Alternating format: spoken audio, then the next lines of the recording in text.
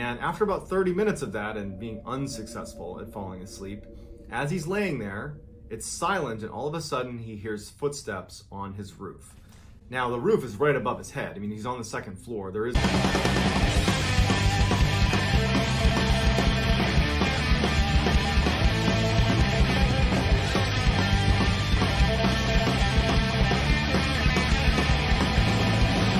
When I was in high school and at the end of middle school, I would walk home like almost every single day. And this included a portion of my journey where it went from walking on the sidewalk downtown to going into the parking lot of an abandoned hospital. I think I was born there. Through the woods to my house, which was in the woods. Yeah. So... right around the time when it was like, you know, September, October, November, the leaves are falling, December, it's a little spooky, January, February, into March.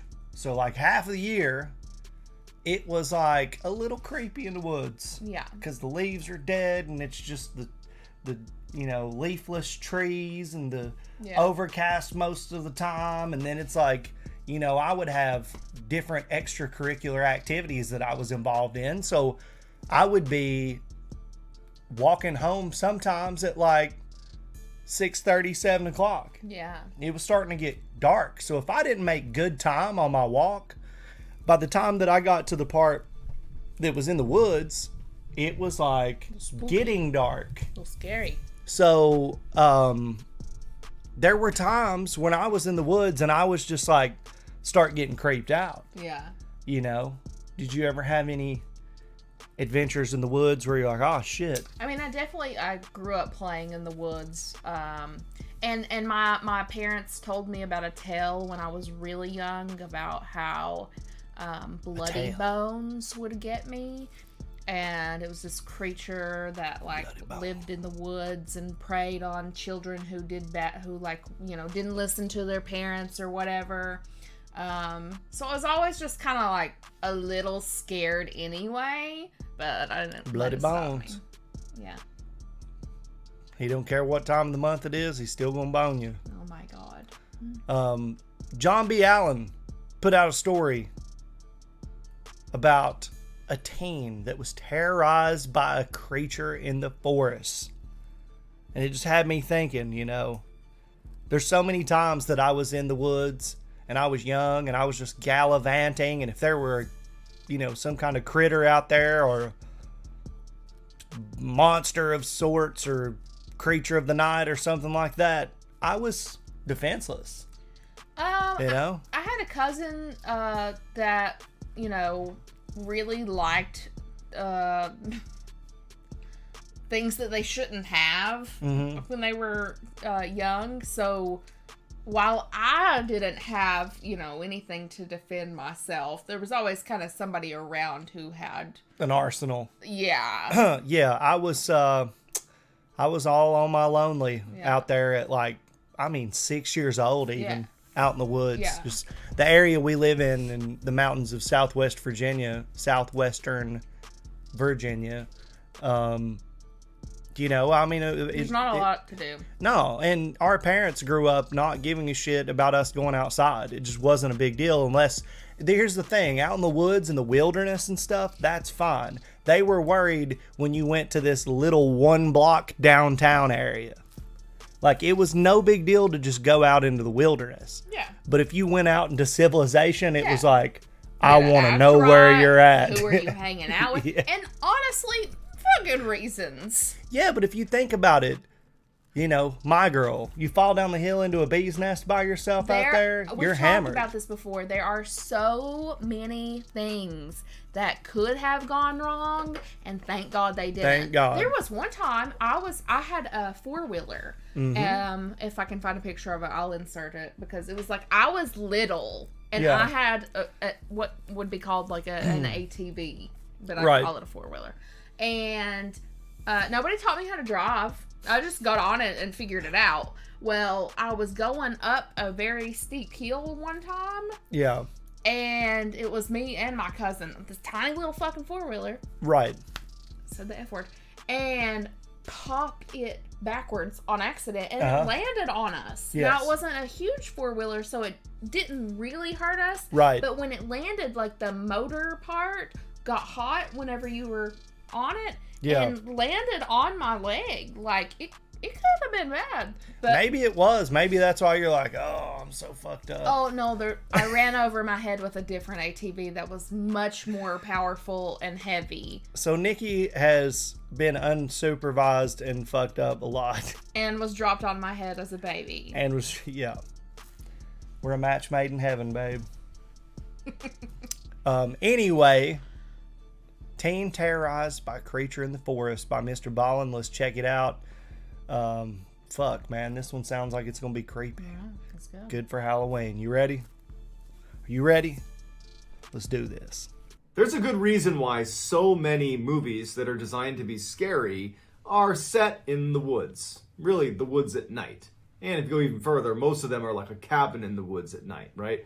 It's because being in the woods at night, as human beings, checks a lot of fear boxes. You have the isolation factor. You're far away from society. That scares us. We don't want to be isolated.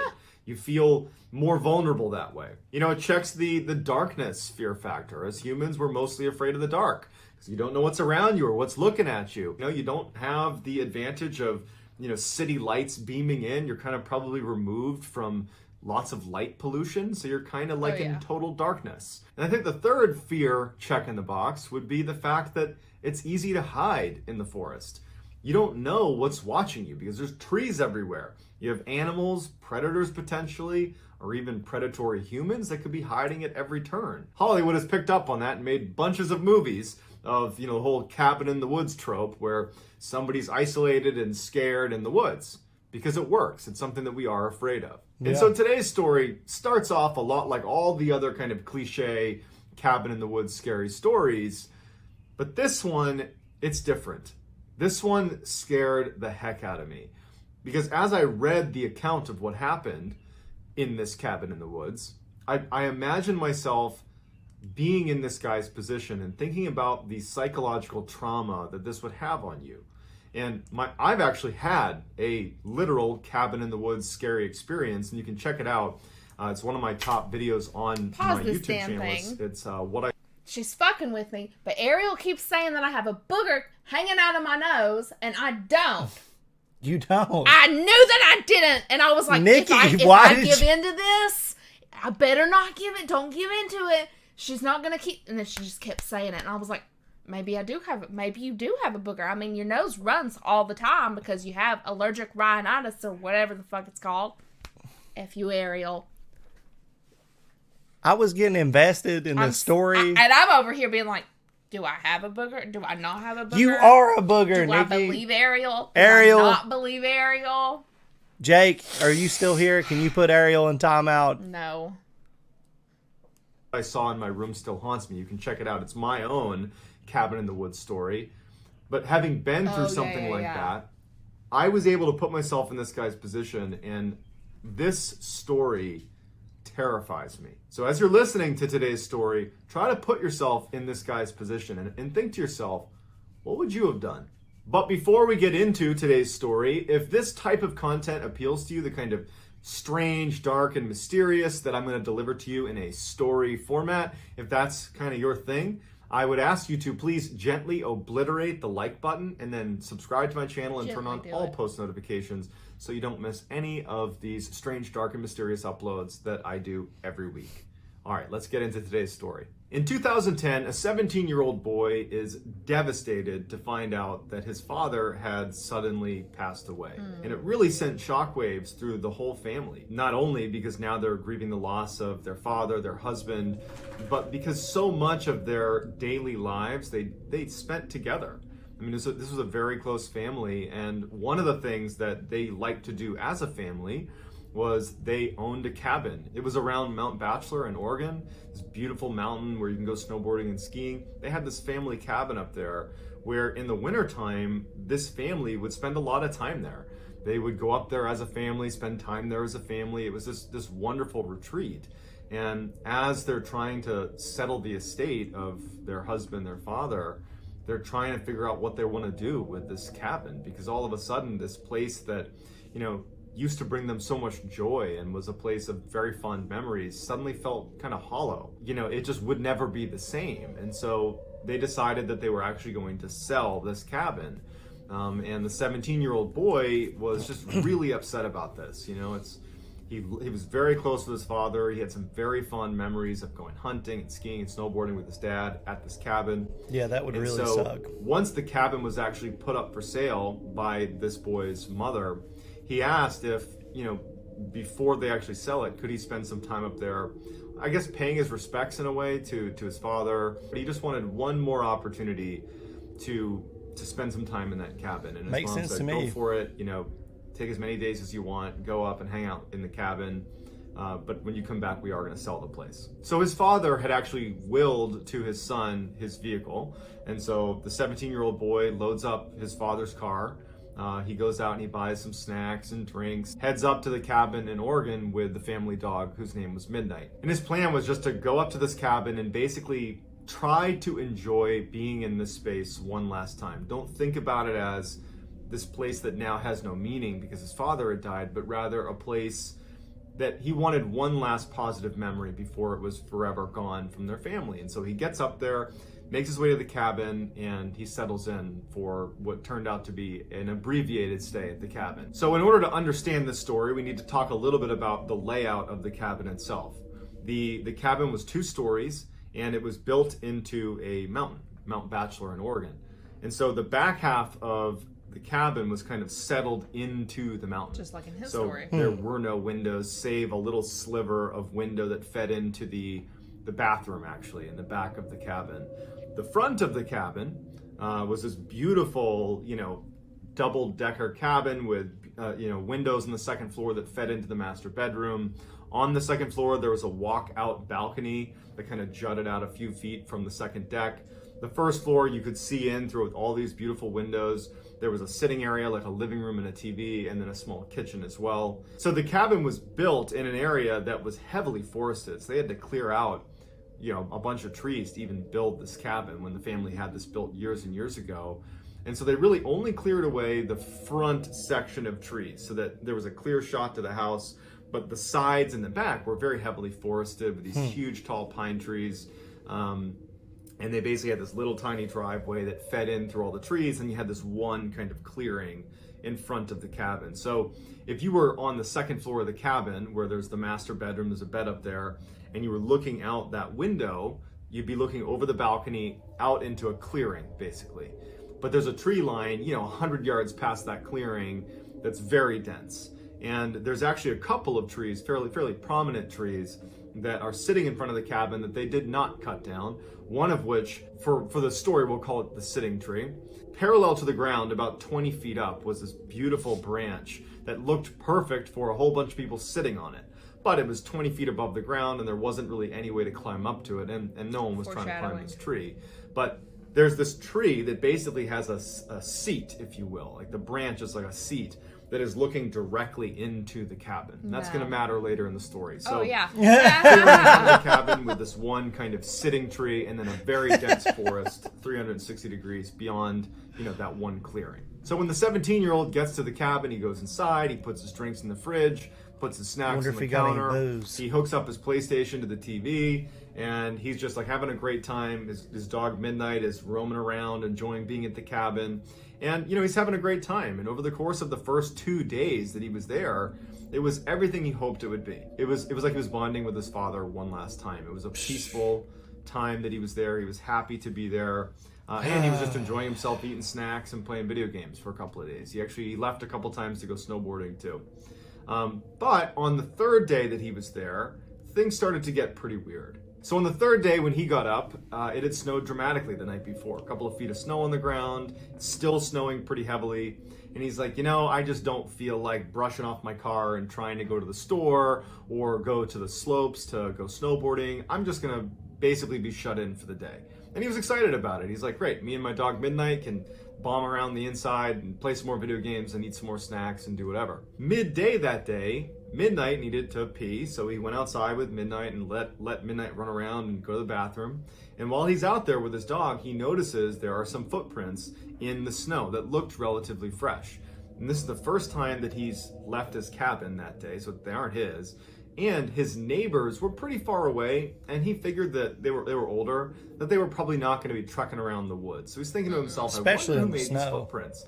And he's looking at them, and they started in the woods. So the woods are not that far away from where he is. He's in a relatively small clearing just in front of his cabin. But he can tell these fresh footprints have come out of the woods. And they're basically right in front of this clearing. And he notices that they bank around and go to the back of his cabin and kind of go up onto the mountain. And he's a ring And he kind of just starts walking and Yeah. following the footprints a bit. And they kind of disappear up onto the mountain behind his cabin. And he's not overly concerned or anything, but he definitely takes note that more than likely somebody was walking around his cabin. Maybe it was someone who got lost. Maybe it was a neighbor. I mean, he's rationalizing it. He's thinking, you know what? It can't have been anything too serious. Obviously, they didn't knock on my door. They didn't need anything. I would still And so be he freaked kind of out. writes it off. So that night, he stays up late playing video games, and his dog is sleeping next to his chair. And at some point, he's tired and he wants to go to bed. So he draws all the curtains, so blackout curtains around the downstairs, shuts all the blinds, and locks all the windows, all the doors, and heads upstairs to the lofted second floor where the master bedroom is. He gets in bed, turns off all the lights, everything's locked, everything's shut. The dog climbs into bed, and the dog would sleep up near his head. And suddenly the dog jumps up, still on the bed. Not a and good looks at sign. the stairs leading downstairs to the front door. And its ears are perked up like it's heard something. And it wasn't unusual for the dog to be a little jumpy, maybe it heard something. He wasn't overtly concerned. But when Midnight, the dog, jumps off the bed and sprints downstairs after having this sudden alertness, and he's listening, now he is a little bit worried. He's thinking, well, I saw footsteps yesterday walking around my cabin, and now it's the middle of the night, and my dog is downstairs acting like it's heard something. And he hears the dog, Midnight, pacing around the downstairs, like back and forth, back and forth, back and forth. Every indication is the dog wants to go outside. That's the noises that he's picking up that signal from the dog. And so finally, even though he's feeling a little bit unnerved by this, he decides to go down and see what Midnight wants. Hell no. And so Midnight is by the door, ears perked up, very eager to go outside. It's pacing, and he thinks, you know what, she just needs to go to the bathroom. And so he opens the door with Midnight, and he goes outside, and he expects It's gonna get his dog to fucking pee. dog, man. But Midnight doesn't need to pee.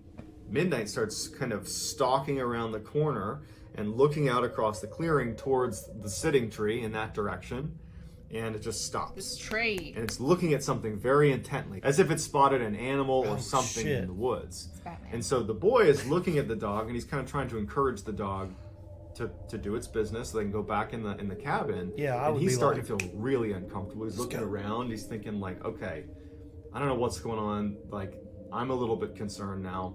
And he's sensing that Midnight is going at some point to try to take off after whatever she sees in the woods. And so preemptively, he grabs Midnight and says, all right, drags Midnight back in the house and shuts the door and locks it and takes one last look out the window of the door and just kind of looks out. I mean, it's dark, he doesn't have a light or anything. And he's like, man, that's creepy. Locks it, shuts the blinds, confirms everything downstairs is locked, does a sanity check to make sure everything is locked, and goes back upstairs with Midnight. Midnight did not want to go back upstairs. He had to practically drag her back upstairs. And then when they did get back in bed, Midnight refused to get in bed, but instead stood next to the bed looking at the stairs, wanting to go downstairs, periodically looking back at him. Midnight wanted to go back outside. So he's laying there in bed, and he's taking full stock of the fact that his dog is very much on edge. But he's trying to fall back asleep, trying to convince himself that nothing weird is going on. And after about 30 minutes of that and being unsuccessful at falling asleep, as he's laying there, it's silent, and all of a sudden he hears footsteps on his roof. Now, the roof is right above his head. I mean, he's on the second floor. There is no attic. The roof What are you is gonna do right with the there. roof? Why are you on And the roof? he hears about 6 footsteps. 6? And he actually Oh. described it Oh, as 6 feet. something with hooves. And his dog instantly looks up as well. And they're both watching the ceiling as what sounds like hooves walking along the roof of this cabin. Santa Claus. It's And okay. it was It's so Santa distinctive Claus. that immediately what he's thinking to himself is, how could a deer or a moose or something get on the roof of the house? There is no way, unless you like leapt from a tree or had a ladder, for you to get on the roof. And how did we not hear, if they leapt from a tree or a ladder even, how didn't we hear a loud slamming sound when they first landed on the roof? Like, it's as if they've been there for a while and we just didn't know. And so then the footsteps stop, and at this point the dog stops looking at the roof and goes right to the balcony, which is shut. There's a door shut to the balcony, and there's curtains drawn against the balcony, so he can't see what's out there. And so the 17-year-old boy is sitting in his bed, and he's like, oh, I don't want to see what's on the porch. Or Satan. And he even says in his write-up about this that he's like, I'm a pretty tough guy, but I am in the middle of the woods, in the middle of the night, totally isolated. Like, I almost don't want to know what's going on outside. I just want to pretend it's not happening. But at some point, he musters the courage to go out on the balcony. And so he walks over very timidly to the door, and midnight's there, ready to go outside. And he takes a deep breath and he slides open the blackout curtains. But there's no light outside, and there's no light inside. So it's just kind of darkness. And he can barely make out even just the snow that's on the balcony right in front of him. He takes a deep breath and he unlocks the door and he opens it up. And the first thing he does is he turns and he looks up at the roof to see if there's a deer or a moose or something on the roof. There's nothing up there. He's kind of peering around, and he can't even see footprints up there. So in a way, he's kind of relieved, right? Like, I must have been imagining that. He had a flashlight, and so at this point, he's looking back at his roof of his cabin, and he shines the light real quick, and it's totally dark out, right? So this light goes very far, and he sees nothing. And the dog at this point, he can hear the dog making kind of some commotion below him. It's angling itself to look out in the direction of the sitting tree and out towards that tree line where the dog had originally been fixated on something in the tree line. And so, just doing his diligence, the 17-year-old scans from the top of the roof where he sees nothing. He starts scanning over to the side of the house, right? Like, this is the direction of the sitting tree. He's looking over here, and he's scanning the tree line, just looking for anything that might have been on the roof. And he's looking, and he's looking, and he's looking, and then he gets to the sitting tree. And his flashlight stops on a man crouched on that perch 20 feet off the ground on the sitting tree, who looked very tall. He had his hands holding onto the branch right above him, and his mouth is open. And he's holding onto the branch, and he's looking directly at the boy, unblinking, 100% focused on him. He's less than 50 yards away from him at this point. And it took him a second, the 17-year-old, to register what his flashlight was pointed at. And he panics and he drops it. And the dog reacts to the drop flashlight too. And because he's alone out here, he needs to protect himself, so he scoops that light back up and he shines it one more time to see, like, holy cow, like, what did I just see? And the guy on the branch is now gone. And he scans the ground. There's nothing. And he's terrified at this point. So he grabs his dog, throws Midnight back into the cabin, runs back in, shuts the door, locks it, closes the blinds, turns off his light, and literally gets back in bed with his dog. And he's now basically cowering on the bed. So at this point, they're sitting on the bed. Midnight is no longer acting like she wants to go outside. Yeah, I think she's picking up potentially doing on a smoke the signal, something. Okay. At this point, the boy and his dog are sitting on the bed, and they're both scared at this point. Midnight, was fearsome while she was outside, but now that she's back inside, she doesn't want to go near the door either. She's rubbing up against him. She doesn't want to go anywhere. Damn. And they're sitting there, and the boy, all he's thinking to himself is, did I really just see that? It looked like an unnaturally tall man. How did he get in the tree? That's 20 feet off the ground. There's no way to get up into the tree. And why was it sitting there with its mouth open, staring at me? And who was on the roof? Was anything on the roof? And if this thing can get 20 feet up into a tree, it certainly can get on the roof of my cabin, I would imagine. But what was it? So he's having this type of thought process, and he's realizing too that it's not that late in the night. He still has hours until the sun's going to come up. And as he's basically panicking and feeding off his own paranoia, and it's getting worse and worse by the second, he hears tapping on the door, on the front door of his cabin. And his heart sinks, and he and his dog kind of look in the direction of the tapping, and he knows he's not going to go open the door. He knows the door is locked. He knows everything is locked. He's panicking that maybe it wasn't, but he knows he locked it. And the tapping just sounds like a finger tapping on the window. And at some point the tapping stops, and he thinks, okay, maybe they'll just go away. And then he hears what sounds like footsteps outside, and then tapping begins on the side of his cabin. Not the front door anymore, like the wall of the cabin. Now it's a little bit louder. The tapping continues up the side of the house, and then it stops. And he's sitting there and he's thinking, whatever this is walking around my cabin. And then he hears tapping on the little slit the window. that is the window that feeds into the bathroom that's right behind the bedroom that he's in right now. So 6 feet away, maybe 10 feet away, whatever this thing is now literally just a small pane of glass away, tapping on the glass. And so now he's petrified. And he's just hoping that this thing goes away. It doesn't. Yeah, It goes to the don't be other hoping. side of the Be cabin and starts tapping on the wall on calling. the other side of the cabin and makes it all the way back to the front, where it begins tapping on the glass of the front window, back to the door.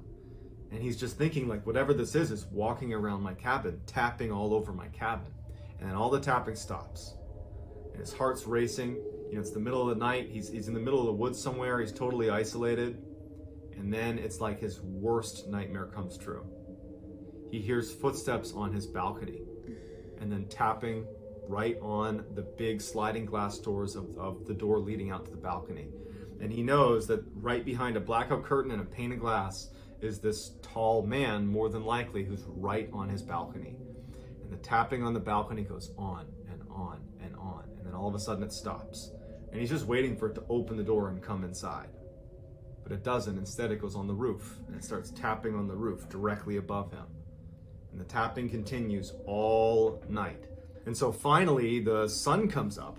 You know, he hasn't slept all night, and he finally gets the courage to go over to the balcony and Did it open up stop? the curtains and see what's out there. And when he does, there is nothing out there, but there's footprints as if someone had been pacing on the balcony all night.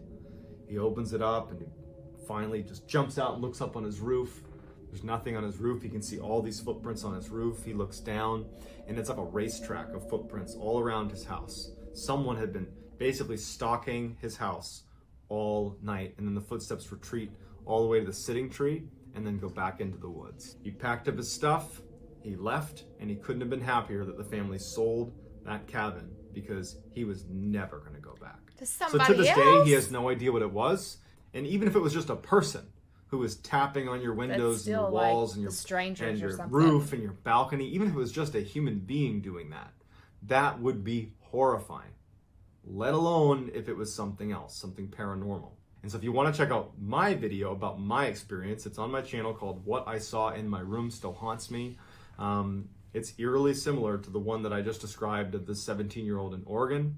And so I'd love to hear in the comments what you think was doing all that tapping, and if it's possible if that was just some person screwing with this poor kid, or maybe it was something else. So let me know in the comments, and I'll try to get back to as many people as I possibly can. Interesting. What do you think? Do you believe him? Yeah, I mean, I don't think that he made it up. I think that creepy shit like this does happen. And I do think that there are things that, you know, you can't really explain. Go bump in the night. You know? But I feel like it's just a creepy ass person in this situation. And that's almost scarier somehow. Yeah. Because it's not like, it's like every, you know, third weekend of the month we go up here. They haven't been there in a minute, sounds like. Right. And it's like an infrequent thing. So maybe this person like stays there. Maybe this person is their neighbor. Maybe, or thing. Maybe this thing or person just knows that they usually aren't there. Right. And especially not alone. Or it could be somebody who lives out like a hermit and goes to cabins and stuff and steals stuff to survive. Usually like there was that people one don't- guy, yeah, you know. but nobody knew about him. He was like stealth mode. Yeah. For like 20 This or guy 30 may just years be or something. eating mushrooms and tripping the balls and lives out there, and You know, says you it's know? Woody Woodpecker. it's Woody Woodpecker. Yeah. He sure was a pecker, wasn't he? You know, it was super creepy that he was like, you know, like tapping on the door. But it's creepier when he stops, because then you don't know where he's at. Like, I'd rather you be wherever, and I know, okay, he's on the roof. Like, one, do you have cell phone service? Right. Two, it doesn't matter if you have cell phone service, you can still call services. I don't need to keep saying it because Yeah. my phone will do what it does. Yes. Why aren't you, one, the first thing I'm doing, I'm protecting myself. It was my stinky ex. That's funny. I am grabbing whatever